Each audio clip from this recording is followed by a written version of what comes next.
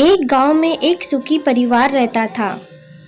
उस परिवार में 3 भाई और एक बहन थी। उसके माँ बाप उन चारों से बेहद प्यार करते थे, मगर बीच वाले बेटे से थोड़ा परेशान थे, क्योंकि बड़ा बेटा पढ़ लिख कर बड़े डॉक्टर बन गया और छोटा बेटा भी पढ़ लिख कर बड़े इंजीनियर बन गया था। मगर उनका बीच वाला बेटा बिल्कुल बेवकूफ़ और आवारा ही बनकर रह गया। अब उनके 2 बेटे डॉक्टर और इंजीनियर ने शादी भी कर ली थी और कुछ महीनों के बाद ही उनकी बेटी की भी एक अच्छे घर में शादी हो गई थी। मगर बीच वाला बेटा अभी भी कुंवारा ही था, क्योंकि वो बिल्कुल अनपढ़ था और कहीं पर मजदूरी का छोटा सा काम करता था। इसीलिए उसे शादी के लिए कोई भी लड़की नहीं मिल रही थी और उसके माँ बाप उससे बहुत परेशान हो चुके थे। अब जब भी उसकी बहन अपने मायके आती तो पहले वो अपने डॉक्टर और इंजीनियर भाई से मिलती थी, मगर बीच वाले भाई से वो बहुत कम मिलती थी, क्योंकि वो उसे ज़्यादा पैसा नहीं दे पाता था। लेकिन फिर भी वो अपनी बहन से बहुत प्यार करता था। अब उनके पिताजी भी बीच वाले बेटे की शादी किए बिना ही मर गए। अब उनकी माँ ने सोचा कहीं अब किसी के मुंह से बंटवारे की बात ना निकले, इसलिए अपने ही गांव की एक सीधी सादी लड़की से अपने गंवार लड़के की शादी करवा दी। शादी होते ही ना जाने क्या हुआ। अब उनका अनपढ़ बेटा पूरा मन लगाकर काम करने लगा और पहले से कहीं ज़्यादा मेहनत भी करने लगा। अब तो उसे कोई भी दोस्त बुलाने आता तो वो उसे यही कहता कि भाई, पहले तो मैं जैसे तैसे अकेला कमा कर खा लेता था, मगर अब मेरी शादी हो गई है तो मुझे अपनी पत्नी के लिए भी कमाना पड़ता है और कल को आने वाले बच्चों के लिए भी तो कुछ जोड़ना ही पड़ेगा। इसीलिए दोस्त, अब मैं तेरे साथ नहीं घूम सकता। ये कहकर उसका गंवार लड़का सीधा अपने काम पर निकल जाता है।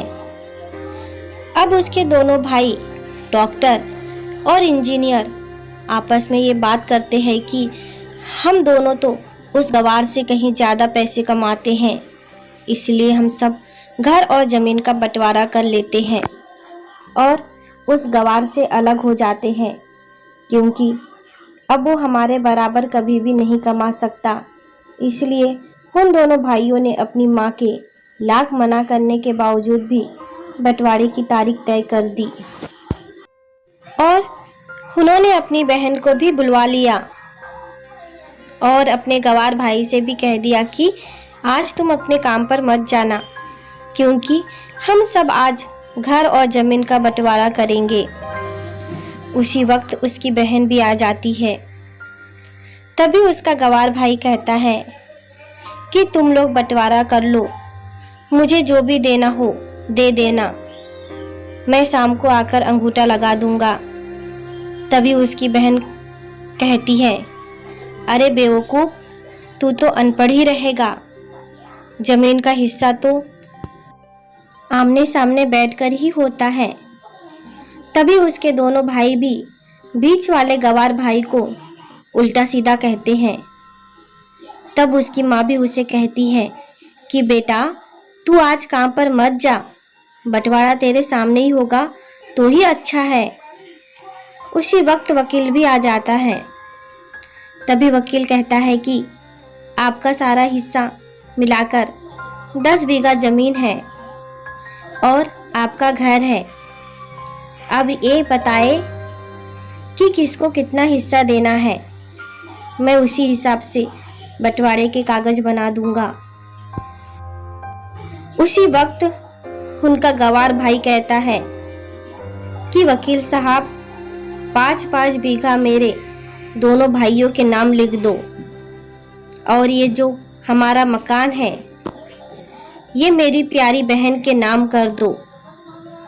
तभी उसके दोनों भाई और बहन पूछते हैं कि और तू हिस्से में क्या लेगा। तभी उनका गंवार भाई कहता है कि मेरे हिस्से में मेरी प्यारी माँ है ना। और तभी वो अपनी पत्नी की तरफ मुस्कुराते हुए कहता है कि क्यों मेरी प्यारी पत्नी, क्या मैंने गलत कहा है क्या? उस गवार की पत्नी अपनी सास से लिपट कर कहती है कि माँ से बड़ी वसीयत क्या होगी मेरे लिए। और उसी वक्त उसका गवार पति भी अपनी माँ से लिपट जाता है। गवार बेटे बहू के इसी प्यार ने जमीन जायदाद के बंटवारे को एक सन्नाटे में बदल दिया। तभी बहन अपने गवार भाई के गले लगकर रोते हुए कहती है कि माफ़ कर दो भैया, मैं आपको समझ नहीं सकी। तभी उसका भाई कहता है कि मेरी प्यारी बहन, इस घर में जितना अधिकार हमारा है उतना ही अधिकार तेरा भी है। और रही बात बंटवारे की, तो बंटवारा नहीं करने से हमारा जीवन रुक तो नहीं जाएगा। क्यों करते हैं हम बंटवारा?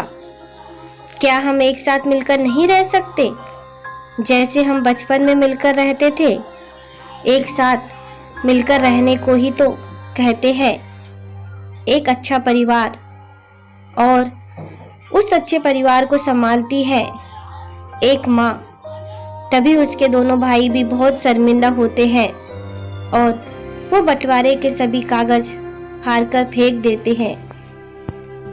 और उस दिन के बाद से उनका पूरा परिवार खुशी खुशी एक साथ ही रहने लगा।